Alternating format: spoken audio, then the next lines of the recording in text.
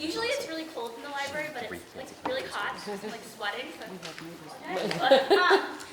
So I'm so excited that we're able to offer this opportunity tonight. We haven't done one of these since before COVID. And so we have Elizabeth Connolly Silva, who will explain her role and what she does. But she is here tonight. She's going to the Tech tomorrow. She was at NASIT a few weeks ago. She partners with MEFA, which is the Massachusetts Educational Financing Authority. And her job, which she'll talk about, is to educate and help folks with the financial aid process. And there's lots of changes with the FAFSA, so it's great to have an expert. Can I call you an expert? You can. That can answer these questions, because certainly I know Mr. Burke can agree it's one of the more stressful things that we have to talk about, and it's ever changing. So we are recording this tonight, so Connor, please get the best angles, please. So we are going to record this, and then we can share it out. But with that said, just because of the mic, we can try to save our questions to the end, and then we can turn off the camera and then have a little bit of a discussion. There's pamphlets that you all have on your desk, so those are yours to keep. Ms. Conley does ask, it's optional, but does ask that you provide some information that helps with the grant funding for her program, which you can talk about a little bit too.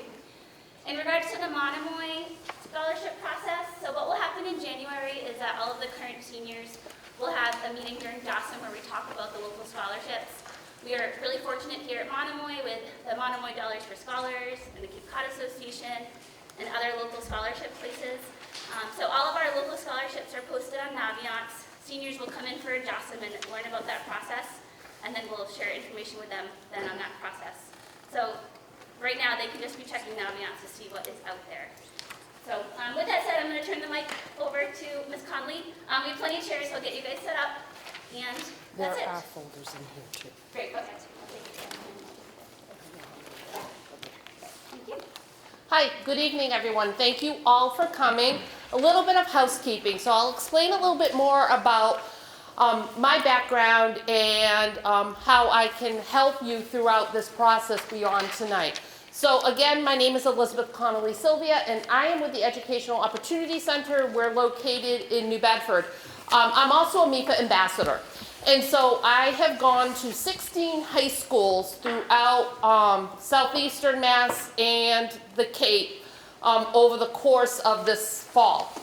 And have now spoken, I want to say, to upwards of 600 families between all of these schools. Might even be more than that at this point.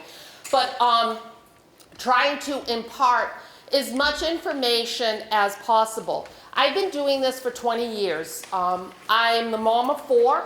I have 3 college grads and 1 who is 14 years old and a freshman in high school. So I understand where you're coming from as parents, as well as someone who has done this professionally for quite a long time. I've asked you to complete our Educational Opportunity Center intake form from Mass EdCo, which is my funder. We are a federal Department of Education grant, and we are funded to help families access financial aid.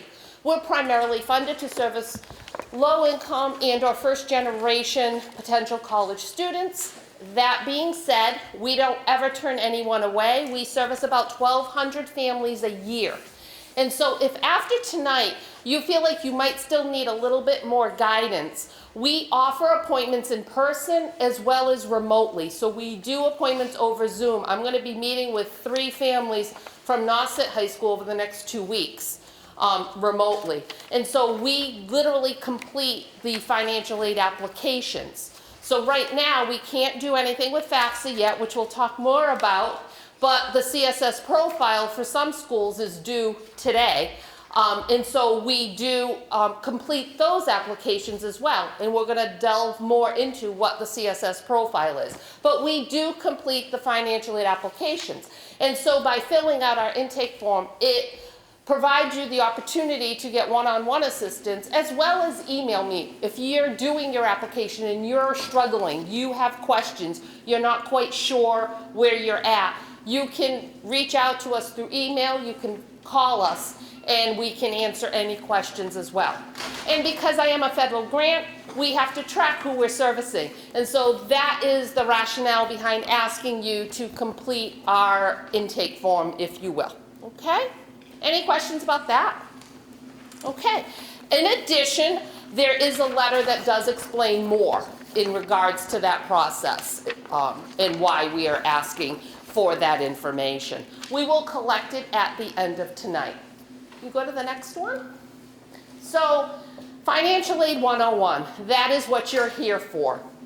And so, MEFA provided this PowerPoint presentation with some tweaking by my own hands to kind of make it, I think, a little bit more relevant to what families are really looking for. And so if you scan this QR code, and I will leave it up at the end, you can actually get college planning emails from MEFA on relevant topics throughout the course of the next year or two, depending if your student is a senior or a junior. You can also find MEFA throughout social media. They're on Facebook, they're on Instagram, they're tweeting, and everywhere else. And then, of course, right through MEFA.org, they have podcasts. And on their website, a host of resources, including webinars, like today's financial aid seminar that you're here for. Next. So a little bit about MEFA and why I partner with them. So they're a state authority, and they were created by the Commonwealth of Massachusetts in 1982 to help families plan, save, and pay for college.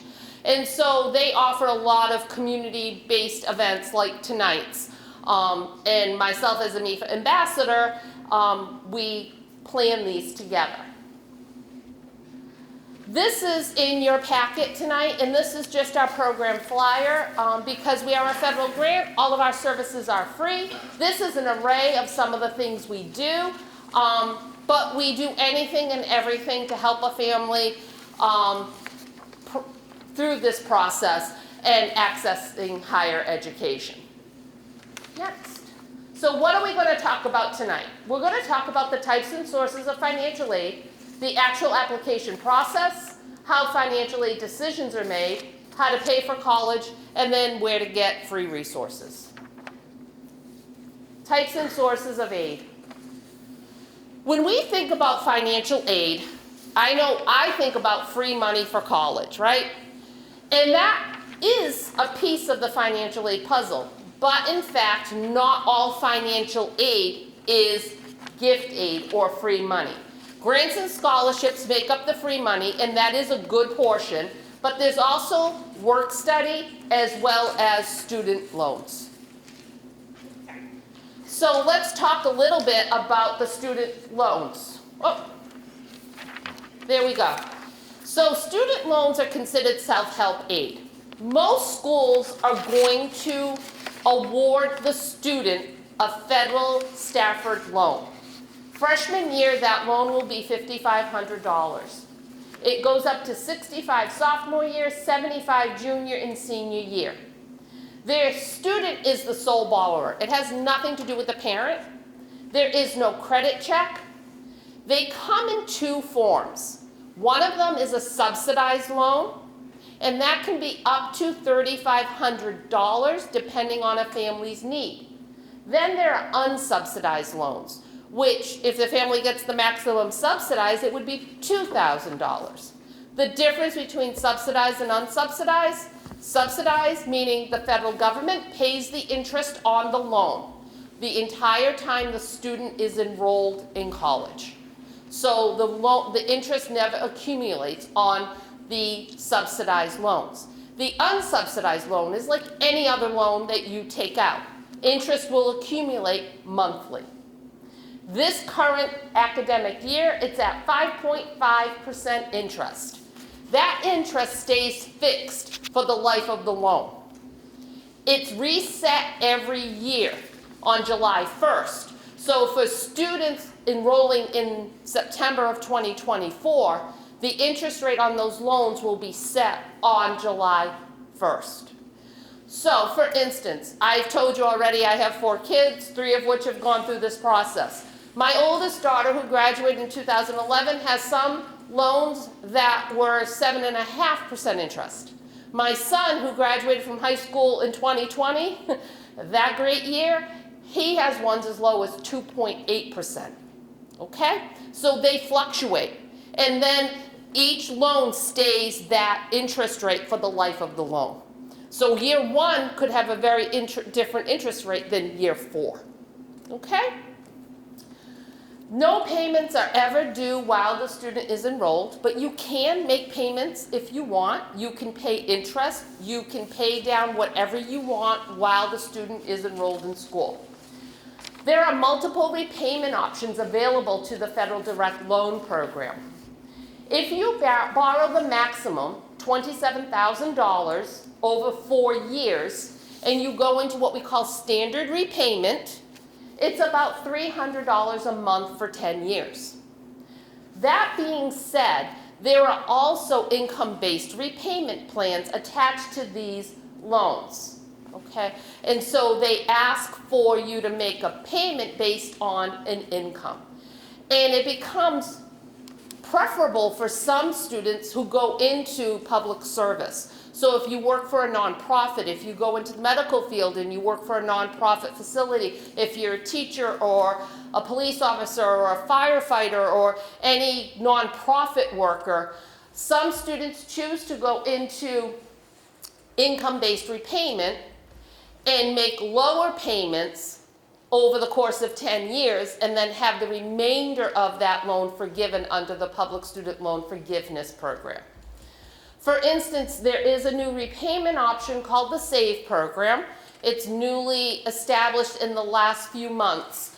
And that program, someone who earns, say, $58,000 would be looking at under a $200 a month payment under income-based repayment as one person. Okay? So multiple types of deferments, forbearance, and forgiveness opportunities. Typical interest, average debt becomes about $32,000 to $34,000 over the course of the 10 years. Okay? Now, remember, if a student goes into graduate school, they stay deferred if they choose to. Okay? If loans are any piece of the puzzle in helping to fund a year of college, I highly recommend that this be the first loan program you look at. Before you look at parent loans, before you look at alternative student loans, there are lots of different loan products out there. This is the best loan product, and it is not tied to any kind of income to debt ratio. They're not looking at your credit score. It's simply a student is enrolling in college, they need a loan. The limits are not high, but this is definitely the first place to look. So what are the sources of financial aid? I've talked about the types. We really dove into the loan program. Now, where does financial aid come from? It comes from the federal government, the state of Massachusetts. It comes from outside organizations, the Cape Cod Foundation, all kinds of different philanthropic organizations that provide scholarships to students. And it also comes, by and large, from the colleges and universities themselves. The vast majority of financial aid comes from the actual college and university, okay, for most families. Go on. So when we talk financial aid, there are 2 types. First, I'm going to talk a little bit about merit-based aid. And it's what it sounds like. It is financial aid that is provided to a student based on their achievement. Most likely academic, but it could be athletic or even artistic achievement. So they are performing at a level beyond the typical student that goes to that college or university. And so the college or university is awarding them merit aid. Most colleges that offer merit aid, and not all do, have renewability requirements. Some of them may not be renewable. Usually it's tied to maintaining a certain grade point average. For instance, if you get a full tuition and fee scholarship at a school, they're probably going to have a requirement for a 3.0 GPA in order to maintain that scholarship. Not all schools do, but many do. The lower the amount of merit you get is usually tied to a little bit lower GPA requirement. Not all colleges offer merit aid though. Harvard. How could Harvard ever offer merit aid? Who would they determine should achieve that scholarship, right? Even schools like Boston College, Boston University, Northeastern, they don't offer a ton of it. BC has about 15 merit scholarships, okay? They're need-based aid, which we'll talk about in a minute. But schools like Providence College, Salve Regina, Roger Williams, Stonehill, they all offer merit aid. And now, a lot of the state colleges are also offering merit aid, the public colleges. So schools like Bridgewater, Westfield, Lowell, and UMass Dartmouth are also offering merit aid. Bridgewater has a new program where if you have a GPA above a 4.0 weighted, meaning you've taken honors classes and AP classes and you're getting to that point of having a high GPA, you get a full tuition scholarship. Tuition and fees. So it's worth about $11,000 at Bridgewater if you are a higher achieving student. What we mean by weighted GPA, if you have an honors class and an A, it's worth a 4.5 at that college. That's how they recalculate it. If you have an AP and an A, they're giving you a 5.0. Okay? So that's happening at a lot of the public universities as well. It is not happening though at UMass Amherst. They're in the BC arena, okay? They're not providing much merit aid. They provide some, but not to too many students. Now, you will look at the most competitive colleges. They don't offer merit aid or they offer very little again. So if you are an extremely competitive student, you want to think about not only applying to schools that are highly competitive, but also maybe tearing it down a level if you are interested in receiving substantial aid. Because if you feel like your family is not eligible for financial aid, merit aid could be the place to get aid. Personally, my oldest daughter graduated in the top 10 of her class, and she got into Holy Cross and Mount Holyoke, which were both just need-based schools. They did not offer merit aid at that time, and I couldn't afford to send her there. She went to Stonehill on a full tuition scholarship. Okay? So Stonehill cost half of what Holy Cross was going to cost back in 2011. Okay? So you need to think about those realities. And I always tell students to shoot for the moon and apply everywhere because everyone's situation is so unique. But when you're making those applications and thinking about the financial end of it, having an array of schools that you apply to can certainly maximize the aid packages that a family receives. Okay? And then next. Separate applications for merit scholarships are sometimes required. Just pay attention to the school's websites and what they're asking for when you are applying for admission. Most merit scholarships are just through the admissions application. So what you're doing on that Common App is going to put you in line for any merit aid if the school does offer it. You will get the award notification with your acceptance letter from the school. So typically it'll come through, my oldest, Stonehill College is happy to present you with a $38,000 tuition scholarship. It'll come, presidential tuition scholarship, congratulations, that sort of thing. So it'll come with the acceptance letter.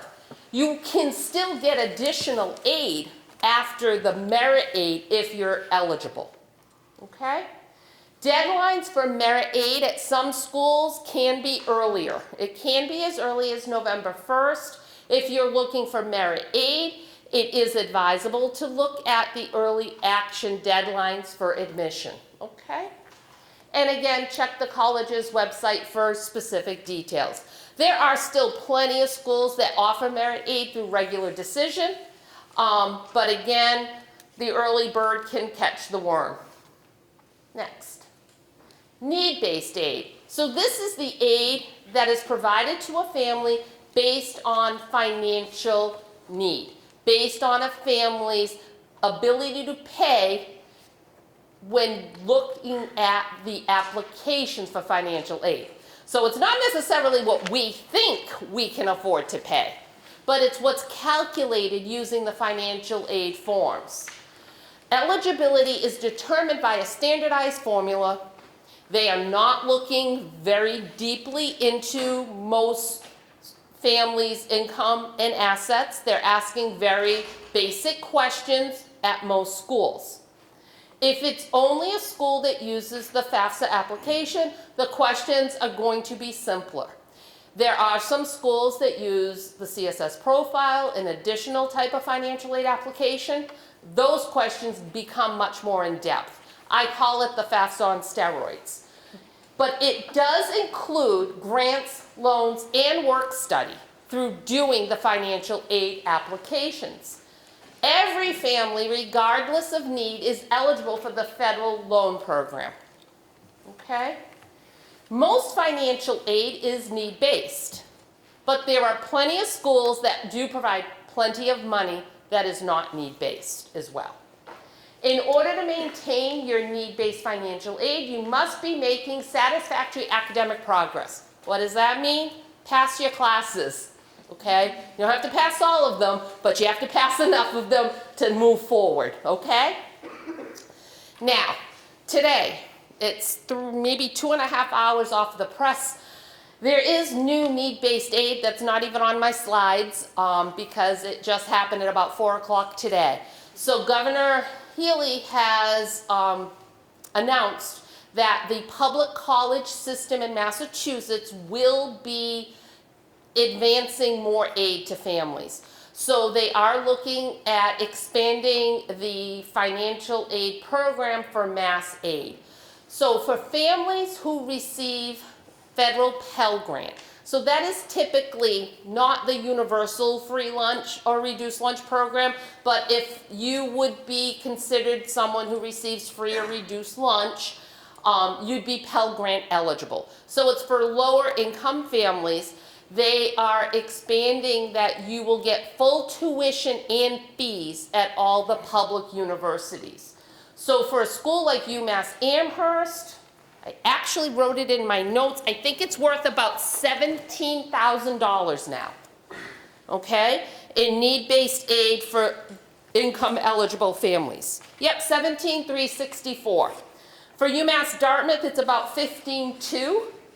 And at Bridgewater, it's about $13,400. So for Pell eligible families, they would get the Pell Grant and additional money to cover free tuition and fees. Now, for families who earn under $100,000 a year, it's half off.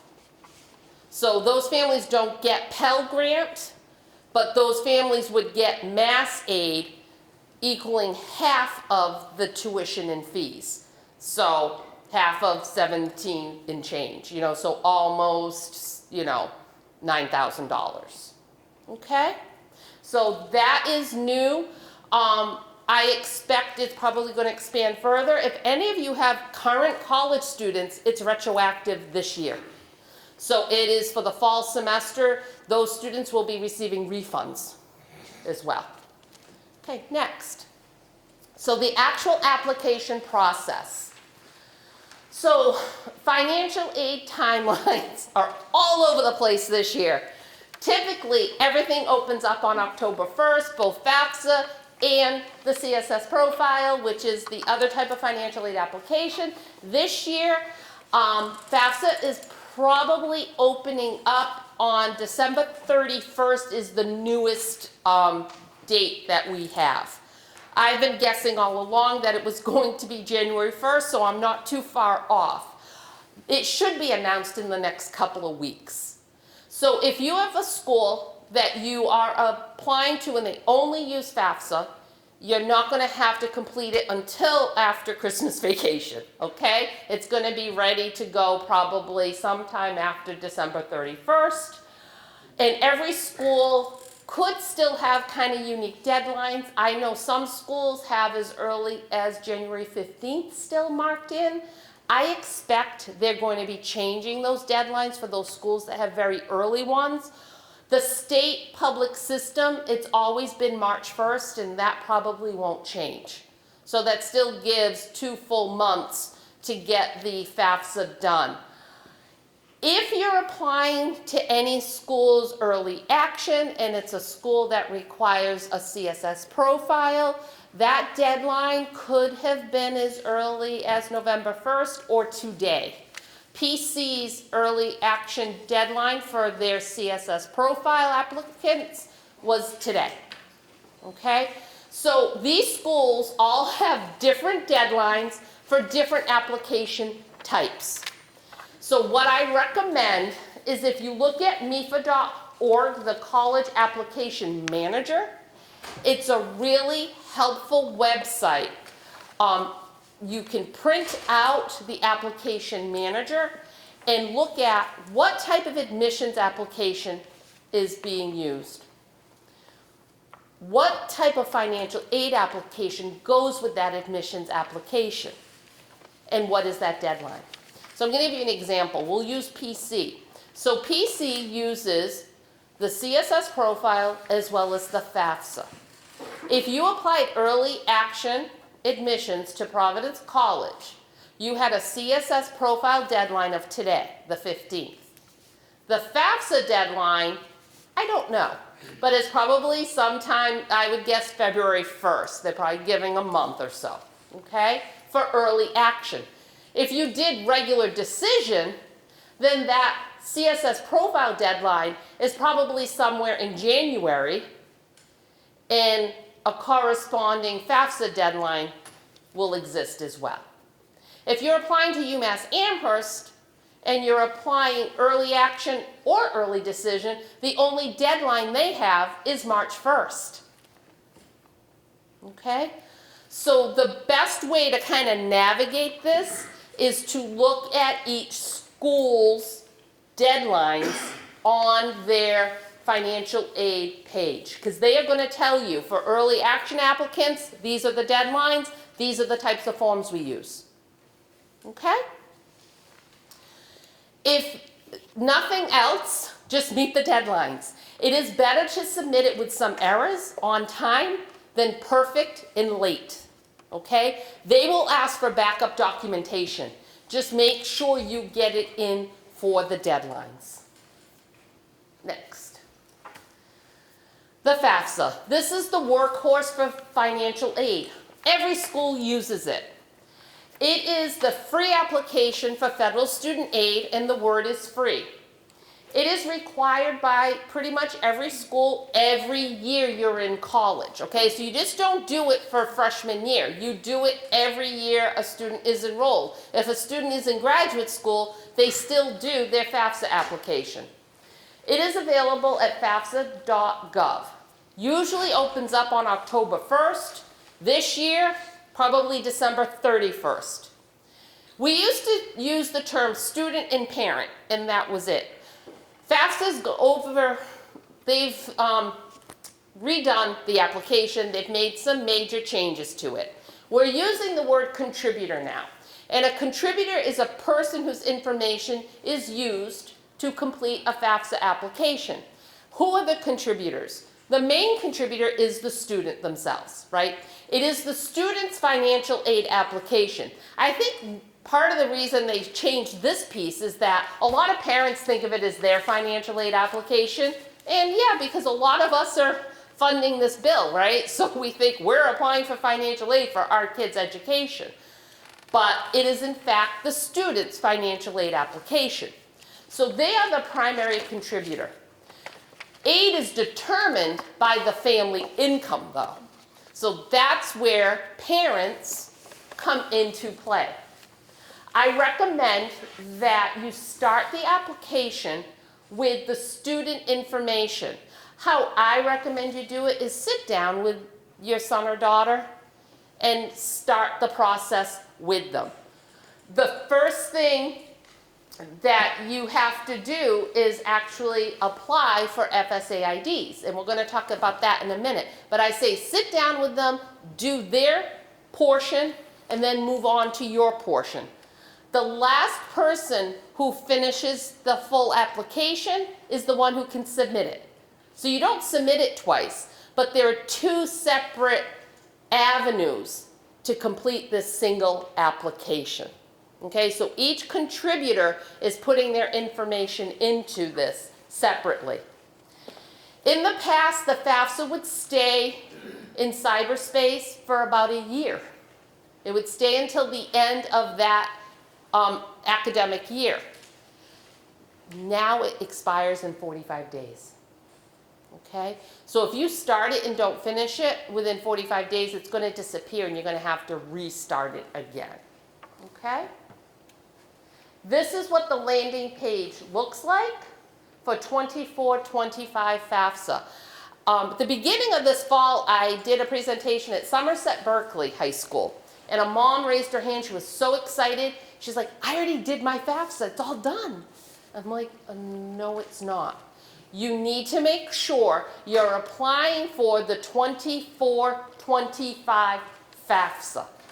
The 23-24 FAFSA is for this current year, okay? So if you go in to do your FAFSA application right now, you're not doing one, because this year your child is not enrolled in college. Any of you have parents of juniors, you need to wait until it opens up next year, which will probably be October 1st, for the 25-26 FAFSA.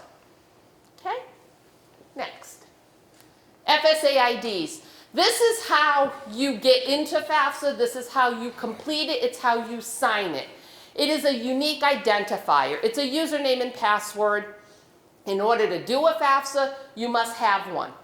Here on this slide, it says it takes 2 to 4 days to verify the FSA ID before you go in to use it for your FAFSA. It takes about a week. If a parent already has an FSA ID, you did a FAFSA for an older child, or you have one for your own use, your FSA ID works for the purposes of doing your high school seniors FAFSA, okay? So one unique FSA ID per parent, okay? Who needs an FSA ID? The student does. Student spouse if they are filing taxes separately or didn't file. And every parent who is listed on FAFSA, and we'll go over that in a moment, except if you file a joint tax return. Only one parent needs to complete an FSA ID. Okay, so if you're a married couple and you file a joint tax return, only one parent needs to sign up for the FSA ID and complete the FAFSA with that information. It's tied to tax returns, so think of it like that, you know, how did they get that tax information? That's the parent who needs to have the FSA ID, okay? It needs to be attached to a unique email, so you can't use the same email address for both the student and the parent. They have to be unique. And I also recommend attaching it to your cell phone number, because if you forget your password, which we all do all the time, right? It's really easy to reset it by putting in your cell phone number, and they send you a code and you reset it. The other thing is, I said there's a username and password. Well, the username is your cell phone number if you get it verified, as well as your email address, and then whatever you make up for your username. So those three things are interchangeable as the username. And to me, typing in my cell phone number is the easiest user ID. Okay? And so I highly recommend attaching it to a cell phone number. And those without a social security number will answer knowledge-based questions pulled from credit history. That's for parents. If a student doesn't have a social security number, they're not eligible for federal aid. Okay, next. So what's reported on the FAFSA? General information, a student's citizenship status. All U.S. citizens and eligible non-citizens can receive financial aid.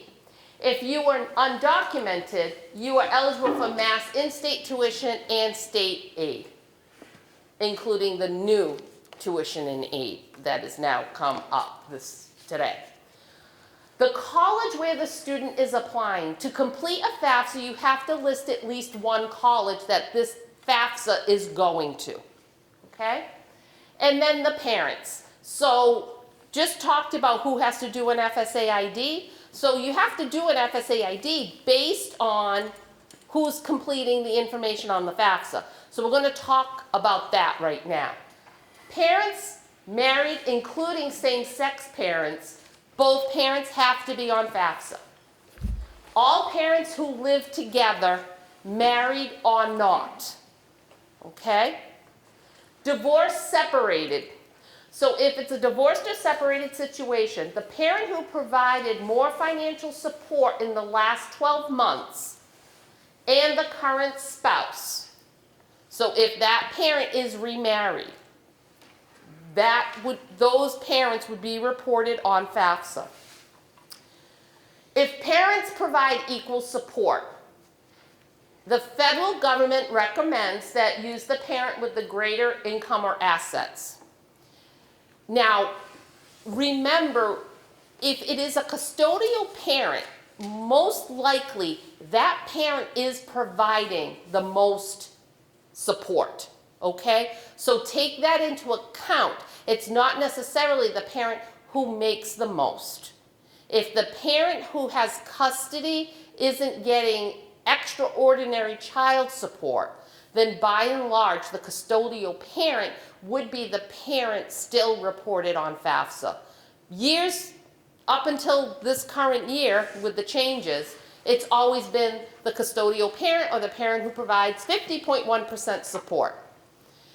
You know your unique situations, but by and large, usually custodial parents are providing more support. And it just has to be that little bit more, okay? Legal guardians are not considered parents. So if a grandparent has guardianship, that student does not put their grandparent information on FAFSA. They are considered what we call independent students, and only their information is used to complete a FAFSA application, okay? You will put the number in household, and that will be pulled directly from the IRS, but families can update that. So for instance, I had a son who graduated from college this year. If I was doing a FAFSA, my taxes would say I had 4 in my household, but in fact now I have 3 because he has, thankfully, a full-time job, right? And he's not living at home anymore. So even though he appears on my taxes, I would need to change that. And so you can update that. You could also add in. You have someone who moved back in and you're providing more than 50% of their support, then they can be included in the household. If it's an adult child living at home but they provide their own support, you don't include them as the household size. Okay? And then it does still ask for the number of children in college. But this, for federal aid, is no longer used in the calculation. This is probably one of the biggest changes that has happened with the FAFSA application. So here's where I'm going to give you a little bit of insight into some schools though, especially schools that are using the CSS profile. There are schools that are still going to take into account having multiples in college at the same time. But it's going to be on a school-by-school basis, okay? I will tell you that I was at a conference, I was speaking to someone from Amherst College, not UMass, but Amherst College, and he said they're still going to be considering 2 in college when they calculate financial need. Okay, so that is still playing into the formula at some schools. If that is your particular circumstance, either this coming year or a couple of years down the line, I recommend calling the financial aid office at the school and ask the question if it is a private college. If it is a state college, they are not using it as part of their formula anymore. Okay, so UMass Amherst, Lowell, UMass Boston, Bridgewater, Westfield, Salem, none of them are going to use it as part of their calculations. Okay, but some private schools still may. Next. So we're going to dive a little bit deeper into this whole parent question because this can get a little confusing as to who needs to apply for their FSA IDs. Okay, so parents, if parents are living together and legally married to each other, you're going to answer the questions for both parents. And if they file a joint tax return, you only need one FSA ID. If the parents are living together and not married, you answer questions about both parents on the FAFSA, and you need 2 FSA IDs because they're filing 2 separate tax returns. If a parent is widowed or was never married, you simply answer the questions about that parent. If parents are divorced or separated, again, the parent who provides the most financial support. If parents are divorced but live together, you'll indicate the marital status as unmarried and both legal parents living together. And you would answer the questions about both parents, if that's your unique situation. If parents are separated but still living together, you'd still indicate that is married or remarried, and you'll answer the questions about both parents. And if they filed separate tax returns, you need 2 FSA IDs. Okay? And then if you have a step-parent who is married to the legal parent whose information you're reporting on, you must provide that information as well. Okay? Next. So what else is reported on the FAFSA? It's income information. And so for the 24-25 FAFSA, for any parents of seniors, it's going to be 2022 income. If you're the parents of juniors, you're going to be looking at 2023 income reported on the FAFSA. They pull it directly from the federal tax data from the IRS. That's why you have this FSA ID and password. It's how that tax data gets generated and plugged into the FAFSA application. And both taxed and untaxed income will appear if it's on the tax return. Parent and student assets are also included. It's much more of an income-driven formula. So this application really is looking at a parent income much more than parent assets, but it does ask about a parent's assets. And so what are included and what is discredited, you're going to look at the value of savings, checking, investments that are non-retirement. 529 plans are included for the student whose FAFSA you're creating. If it's other children, you are not including that 529, okay? You're going to also include any non-retirement investments, so stocks, bonds, mutual funds that are non-retirement. If it's attached to retirement, it is protected and you don't include it on FAFSA. If you own a small business, you own a farm, that information is newly included again. It was included for years. They excluded it for about 8 or so. Now they're including it again, okay? If you own property, land, business buildings, rental properties. Okay, that does get included as well. The only time debt is kind of reported is when it comes to mortgage debt. So if any of these properties, if you own investment properties and you have mortgages on them, the value of those properties, it's minus any mortgage. So whatever the debt you hold on it, you would take that away as part of the asset you're reporting. Okay, so if the land is worth $500,000 and you have a loan out on it, you'd subtract the loan and the rest of it would be your asset. Okay? You, again, do not include life insurance or 529 plans for other children, only the child whose FAFSA you are completing. Child support is now considered an asset. It used to be reported as income, and now it's reported as an asset. Okay? So that's what income information is reported on FAFSA. It's very straightforward, very simple. It is a very baseline overview of a family's resources. Okay? Next. The other form. This I mentioned moments ago. I called it the FAFSA on steroids. So this is the CSS profile. So this is the application that's used at about 250 colleges, a lot of the most competitive colleges in the United States. All of the Ivy League uses it, as well as schools like Northeastern, Bentley, Brandeis, BCBU, okay? PC uses it. Many schools have recently done away with it. Schools like Wheaton and Stonehill, Salve, Roger Williams, they used to use it, they no longer use it. But it's how schools distribute their institutional money.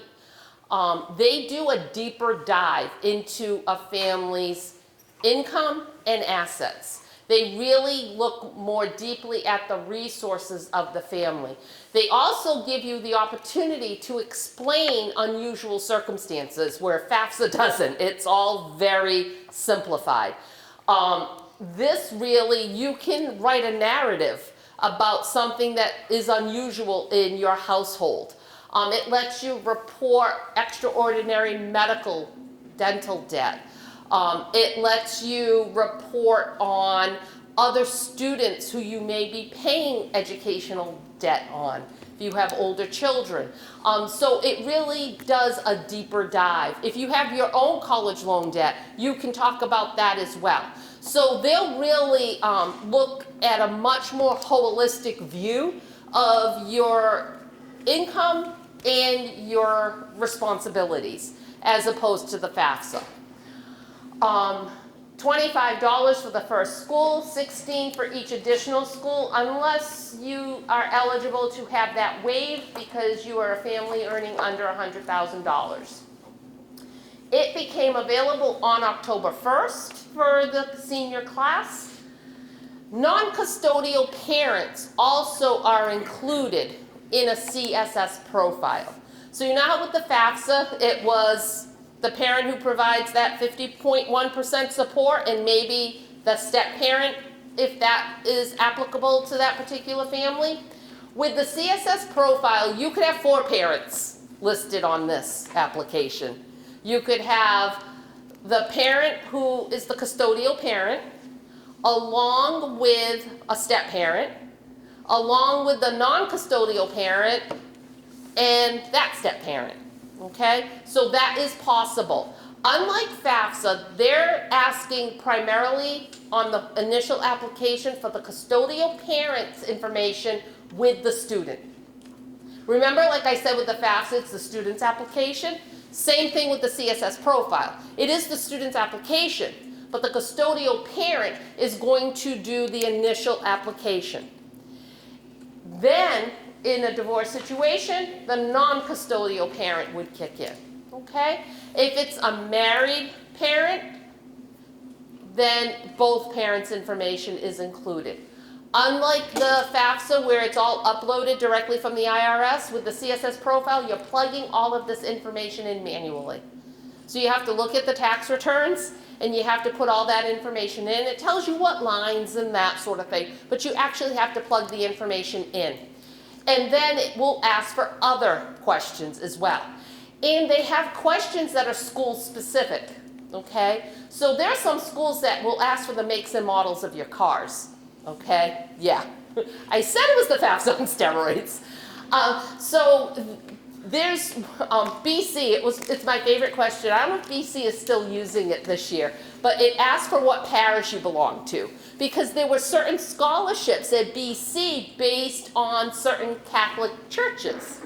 And so they wanted to know if you belonged to that church so they could provide you with that scholarship potentially, okay? And so it really does a much deeper dive to provide you with the aid you're really eligible for. There are some families that do get more aid at a school that uses profile than they do at a non-profile school, okay? So it all depends. You know, I highly recommend any school a student is interested in, apply, because every situation is so unique. So don't fixate on the price tag of any school. You know, I work with students every year that have gotten into the Ivy League schools and it's been the cheapest option for them, right? And then conversely, I gave you my own family scenario, right? So every situation is so unique. So I highly recommend putting your eggs in enough baskets and having those options. And if a school requires the CSS profile, by all means complete it, because it's by and large a school that is upwards of $70,000, $80,000 a year, and most families are going to be eligible for some need-based aid at that price tag. Okay? So next. After you apply, colleges and the state themselves receive the electronic data. The student will receive what we call a FAFSA submission summary. We used to call it a student aid report. Some scholarships ask for this. They may still ask for the student aid report because they won't be hip to the new jargon. So if a scholarship asks for the student aid report, it's this FAFSA submission summary, okay? And then the colleges may also request federal verification documents as well. Colleges review the applications and determine the financial aid offer based on all of this data.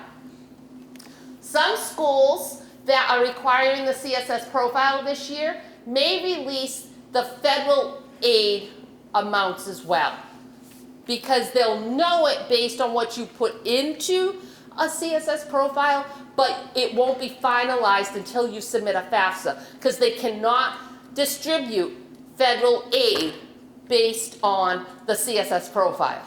Okay, you have to complete the FAFSA as well. So if it requires both, and you're looking for both types of aid, even the Stafford loan, you must complete the FAFSA as well as the CSS profile. When a student is invited to create their portal, please make sure it's done. So the portal is how colleges communicate to our kids. And things can be missed if that portal is not created. In addition, there are some schools that use it as a gauge of what we call demonstrated interest. And I'm going to give you a little story. I was speaking to someone who works in admissions at Holy Cross, and he indicated to me, this was 3 years ago, that he had about 4 students who never opened their portal. And they use it for both admissions purposes and financial aid. That's how the offices communicate to the students. And they rescinded admission decisions because the portals were never opened. Because it's showing a lack of interest, right? And so at a highly competitive school, if you're not showing interest, they're not going to take a chance on you. because it's all about what they call their yield rates. And that's the number of students who they accept to the number that enroll. And they want that number to be as solid as possible. And so they rescinded students' admissions decisions that they were ready to say yes to. They put them in the no category. Portals open them for multiple reasons, but it's really how they communicate all the financial aid requirements as well. And so some schools may also release different types of financial aid in stages this year because of these deadline issues, right? And so this is how you're going to know where things stand. And so it's really important that if a school uses the portal system, to open that portal. Review college websites to learn about each school's timing. What are their deadlines? When are things going to be released? No school will require you to commit without a financial aid offer. So if you're applying early decision and you don't have a full financial aid offer, you do not have to commit. And also, if you do commit to an early decision school and then it just becomes apparent that it's just not financially doable, you can rescind any early decision commitment for financial reasons. And you don't have to explain why. You just can't meet that bill. It is not doable, okay?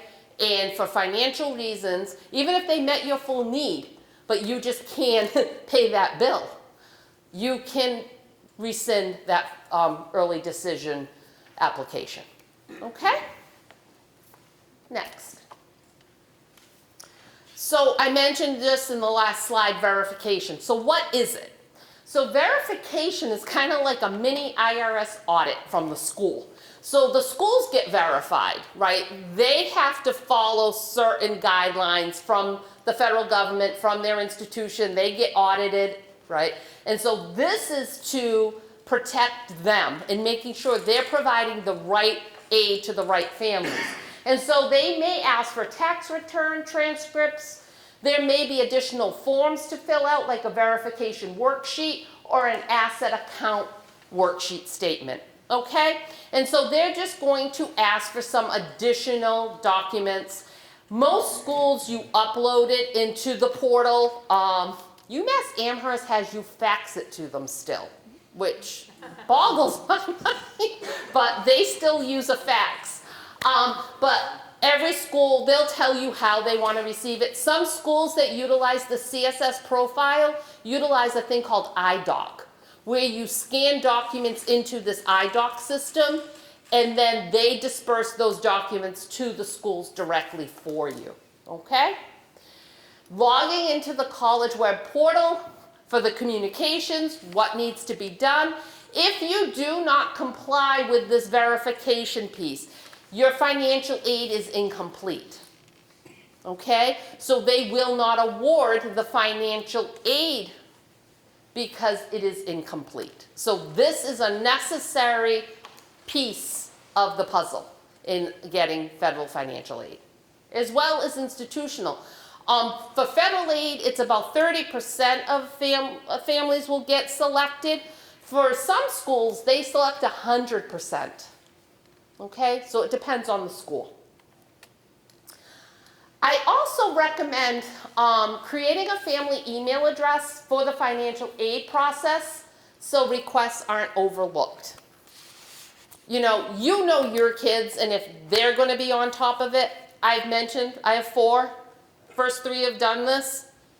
One of them I could rely on to do what she needed to do.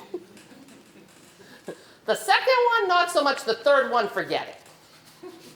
So just know your kid. And, it is a lot to navigate this year for seniors, right? And so part of my expectation with my own kids was, the admissions process is all on you. I'm not doing this with you. It's your admissions application. That's your job. You have a question, you come to me. But if you don't meet a deadline, that's on you. That's your job. Financial aid, let's be honest, we're helping to foot this bill. It has a lot to do with parents. It might not be our financial aid application, but who do the bills go to? Okay? And so you want to make sure that every I is dotted and every T is crossed so that you benefit from getting the most aid that your family is eligible for. And so taking the reins on the financial aid process is a good division of labor. And then we already mentioned scholarships a little earlier. That's where part 2 comes in after they've done all their admissions work, scholarships. And that is a really good task in the financial aid world to put our kids on and making sure that they are applying for all these outside scholarships that are available to them. Next. So, things happen to families as well from today till next May or June or July even, right? And so the financial aid office is your friend, not your foe, okay? It's not their money. These are people who work in those offices and they want to provide families like you, because you're like them, with as much aid as they can, okay? What you're eligible for.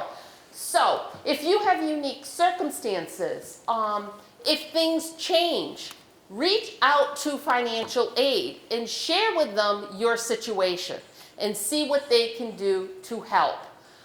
I always recommend emailing first, follow up with a phone call. Smaller schools, much easier to navigate and speak to the financial aid person. Big schools, especially this year, it's going to be tougher. So definitely email, because it's going to be a lot of work for them in a short window. And I'm not convinced that this FAFSA website is going to work well this year. In 2017 or 18, they did a small revamp. Thing shut down constantly. I recommend going off hours with it, so doing it in the middle of the day as opposed to after work hours. Traffic gets heavy. I helped a couple of individuals. One works for the VA, one worked for Social Security. And she said to me, they both said to me, every time a systems change happens with the federal government, there's 6 months of patches that follow it. Wow. So, I also expect that if schools see that this is happening, this happened that year, they extended deadlines as well. Okay? And this year, that year we could do what we call paper signature pages, because one of the big glitches that year, we couldn't sign with the FSA ID. It wasn't taking it. It was just, spazzing out. This year, there's no option for a paper signature page. So there could be problems signing it, okay? And that's why I want to also tell you that beyond contacting your financial aid office, it's also you can contact us at EOC. I have a staff as well as consultants who work during our busiest season, who work in financial aid at area colleges, UMass Dartmouth, Bristol Community College, Roger Williams, and so they're well versed in this process as well. And so, and like I mentioned, we do remote appointments. So if you are feeling like you've gotten this done, but you can't get it submitted, I mean, it could just be the glitching, but we could also try to help you navigate it as well. And you can always reach out to us with email questions and that sort of thing. And that's why I've asked you to complete those forms tonight as well. But also, here was a question about how will a private scholarship affect my financial aid? So let's speak to that for a moment. And most schools will take loans away first. So if you get a subsidized loan, they'll take that away. If you ask for it back, they'll make it an unsubsidized loan. So you'd still be eligible for it. If you get a lot of outside scholarships and you have a lot of need, they could take some of the need-based aid away, but for most families, if it's merit aid, it won't matter. And for a lot of families, there's always unmet need, and we're going to talk about that in a moment. So usually, it doesn't have a huge impact, okay? And again, when you get in touch with them, definitely email first, and then you can follow up with chat if they offer it, or a phone call. Appeals. Some schools will entertain a financial aid appeal. And usually it works at kind of the mid-tier private schools, where one school might have given a better financial aid package than another similar school. So Stonehill, for instance, gave a better financial aid package than Roger Williams, but you really want to go to Roger Williams. And so maybe if you provide a copy of that Stonehill award with a nice little letter about this is my dream school, da da da da da, they may provide you with $1,000, $2,000 more. You know, it's not going to be $10,000 difference, but they may come closer to meeting to attract you as a student. Because again, they're all about filling their seats. They're businesses, make no mistake about it. They're businesses, and they have bottom lines, and they have enrollment numbers that they need to meet. Okay? Next. So how are financial aid decisions made? Next. Field Hockey won, sorry, I was checking. Oh. Field Hockey team won. Congratulations. So cost of attendance, tuition fees, food and housing, those are the billable costs for most students who live on campus, okay? Then books and supplies, transportation, and personal expenses. That all contributes to the cost of attendance. Next. Then we have now what's called a student aid index. It used to be called an expected family contribution. And it is a range of responsibility you have for paying for a year of school. It's not necessarily what you will pay, but it puts you into a category of need. Some SAIs could be as low as -2,000, which means that family is eligible for the maximum federal grant aid, you know, all of the state aid, you know, they're going to go to Bridgewater, free tuition and fees, and they'll probably get even money for room and board, okay? But it is not necessarily what a family will pay. So you could have a student aid index of $100,000 as well, right? Well, that's not what you're going to pay if they're enrolling at Bridgewater that costs $28,000, okay? What it does mean is that you have no financial need though, right? So you could get a Stafford loan, you could get merit aid, you could get the Abigail Adams scholarship, but you're not eligible for need-based aid. Next. So this is how the financial aid formula works. We take the cost of attendance, we subtract the student aid index because the family has the primary responsibility to pay for college.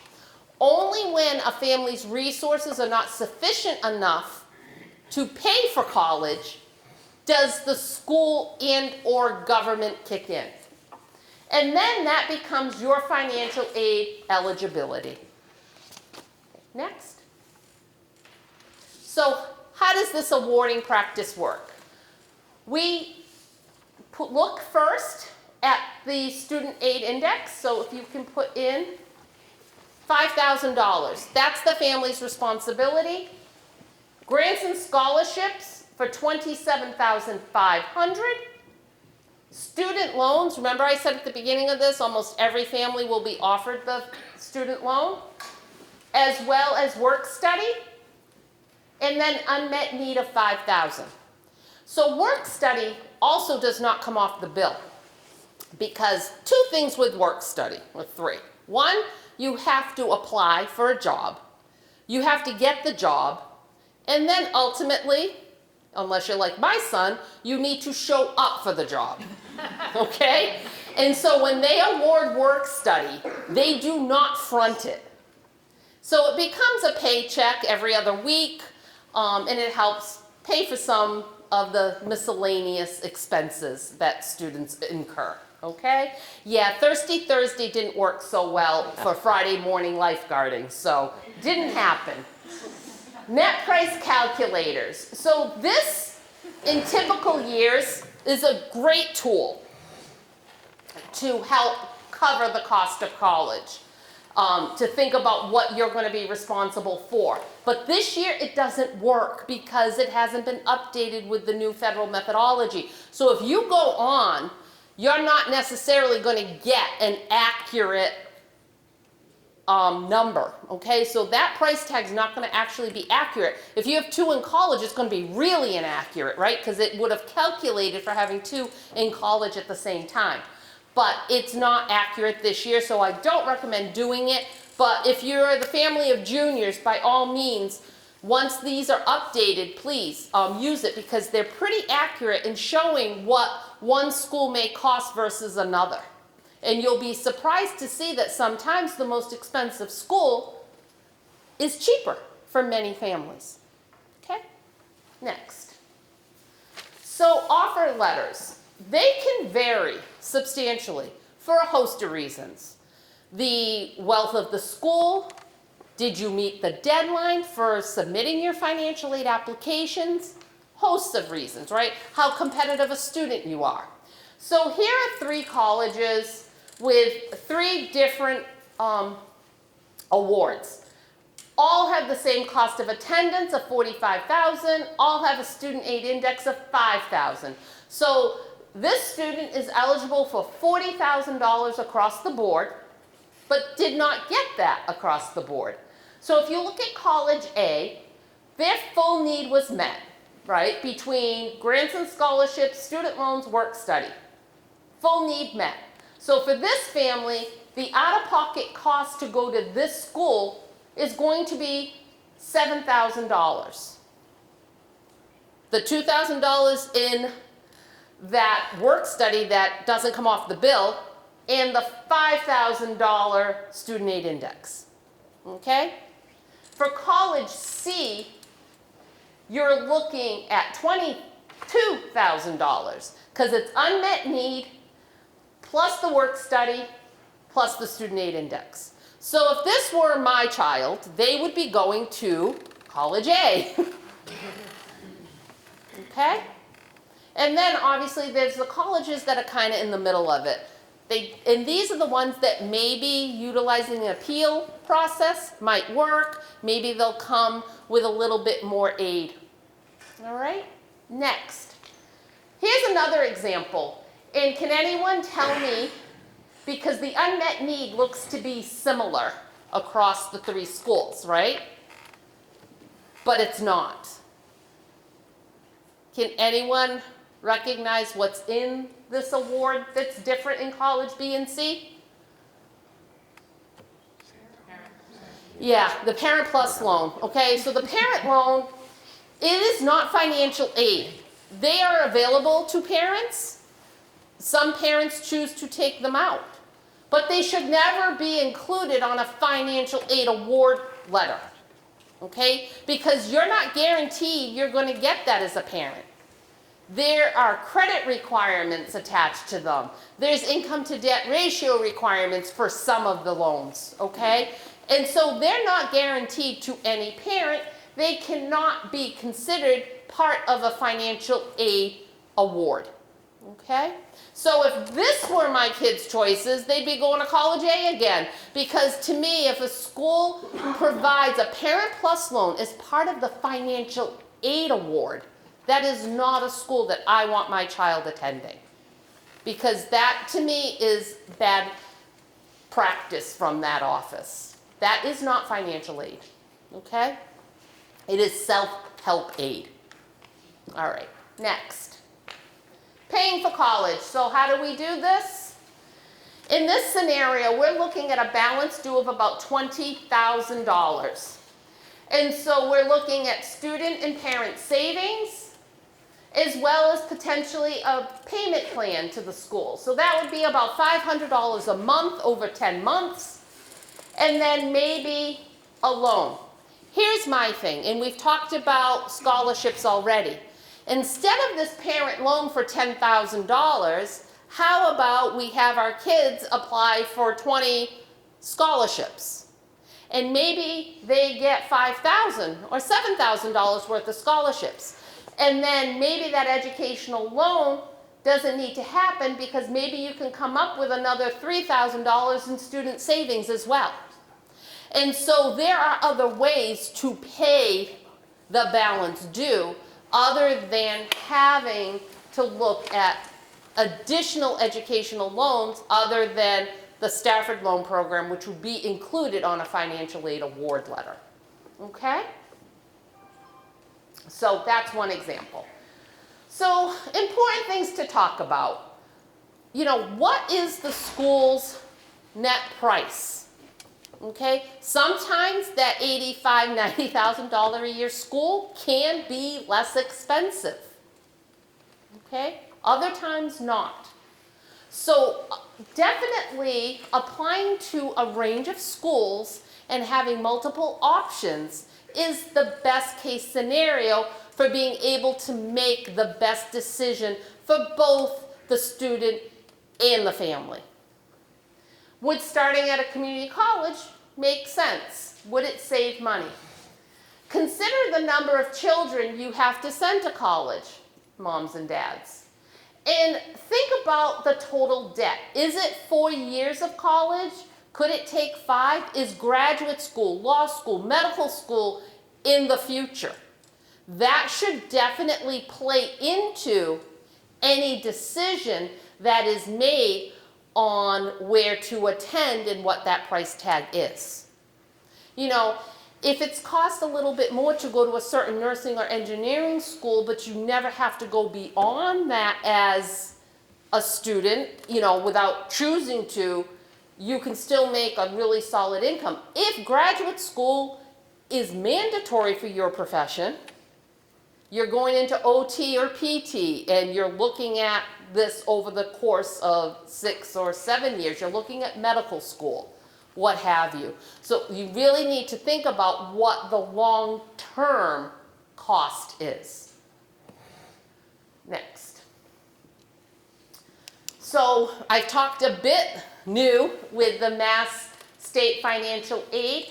For families who are also looking at being eligible for Pell Grant, it is recommended that if there is one state school that is your priority, to put that first on your FAFSA or to remove all the other schools at the tail end once you've decided where, and resubmit, because there's some potential for a glitch this year with getting the Mass State Aid if that school is not listed first on the FAFSA. I'm not sure that's going to happen, but we've been asked to alert families to that potential. If you're not Pell Grant eligible, disregard this. If you are and you're confused by what I'm saying, or you're like, well, what did she say about that? You have my contact information. So reach out in an email to me when the time comes and I'll walk you through it. And I may know that it's not even an issue anymore, okay? But anyone who gets Pell Grant should be getting the free tuition at a state school, tuition and fees, okay? Okay, next. So mass transfer and the tuition break for New England schools are other ways to reduce costs. The New England Board of Higher Education offers in-state or close to in-state tuition for certain majors. If it's not offered here in Mass, UMaine offers in-state tuition to all Mass residents. Okay? Next. Scholarships. Talked about it at the beginning. I can't stress enough, do them. Kids hate doing them. I bribed my kids to do them. I said that if you want me to provide money for you for college, you need to do your due diligence. And so I made them apply for 25 scholarships each. They all did it, and they all got between $6,000 and $10,000 in outside scholarships. And I will say, only one of my kids was a really high-performing student. The other two were just solid, good students.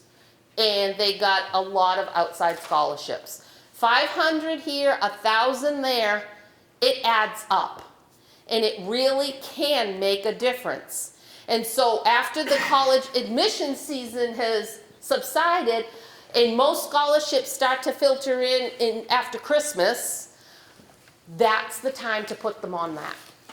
okay, and haunt them a little bit. Their college essay typically can be tweaked to reflect any scholarships that require essays.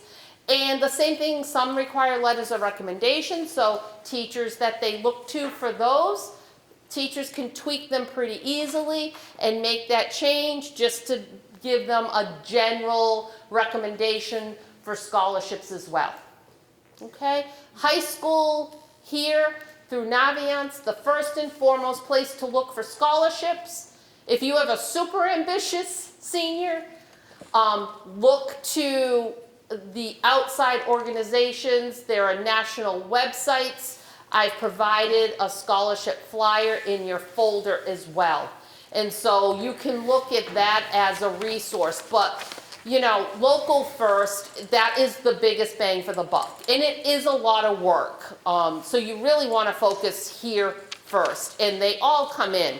Guidance offices throughout the state do a great job of filtering the scholarships. And so these philanthropic organizations, they all provide a host of scholarships to the high schools. They send them all their way.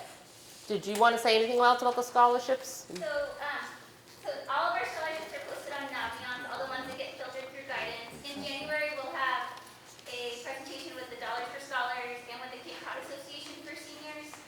And more information will come out about that, but January is when we do the official student meetings. Yep. But they can be checking Naviance right now for anything that might be coming in. Yep. And here I have the Community Foundation of Southeastern Mass. You guys have one on the Cape. Same organization. They are awesome in providing scholarships for students in their communities. So definitely look to them. Next. And those are on your handout. Next.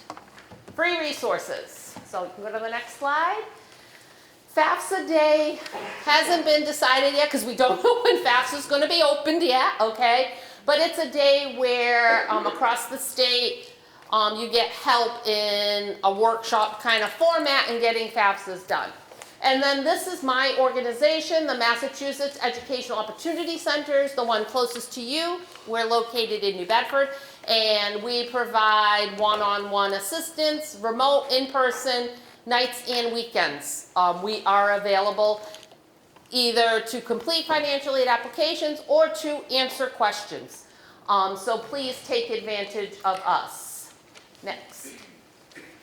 You have this in a different format, but it's just a timeline to think about for senior year. And next. What you can do now. So if you don't already have one, please apply for an FSA ID. It takes about a week, okay? So that's your homework. Student and whatever parents are applicable for that, okay? And then research the deadlines and the required types of applications. So do you just have FAFSA or do you need a CSS profile as well?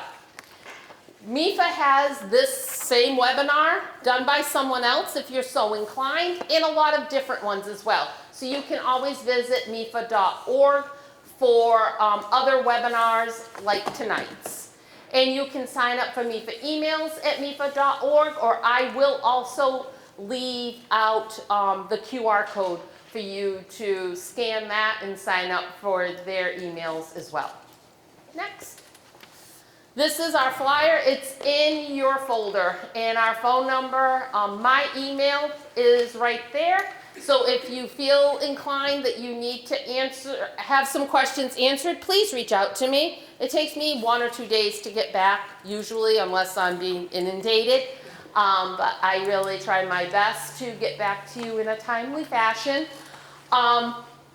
Please also leave your intake forms on the table if you would be so kind. I would greatly appreciate that with the student information as well as a parent signature. I would really appreciate that as help with that. There's the QR code. I'm going to leave that up. You have all my contact information. I will stick around to answer any other burning questions. There was one that was brought to my attention that I don't think we answered. Someone had asked ahead of time about aid for non-US schools. So federal aid does not transfer over to non-US schools. Only time it does is if a student is enrolled in a study abroad program. Okay, and then it's on a school-by-school basis. Okay, but federal aid as well as institutionally, because you're applying to the school themselves, right? So when you apply to a non-US school, if they have aid available, it might be merit aid, like Canadian schools will give merit aid a lot. So you do apply to that school and they provide you with possible aid. Okay? I'm gonna stop the recording now and just grab